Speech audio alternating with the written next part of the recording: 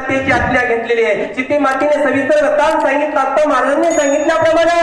आणि सीता मातेने सांगितल्यानंतर हनुमंतराय काय करतात बाबा बोला. जो वरी होय सुधारण पडले पळे काय वेचुना घातले श्रीरामाची आण पळे तोडून सीते मातेने सांगितलं हनुमंता आणि माझी तुला आज्ञा. अरे कसल्याही वृक्षावरती जाऊन हाताने फळ तोडू घेऊ नको. आणि जी खाली असणारी फळे पडली आहेत ती वेचून तू खावी अशी आज्ञा सीते मातेनं त्या ठिकाणी दिली. बारा आज्ञा बंधुनी श्री वनाची करावं आहे बोरी हनुमान जाऊन या तुरी फळहारी वैसला.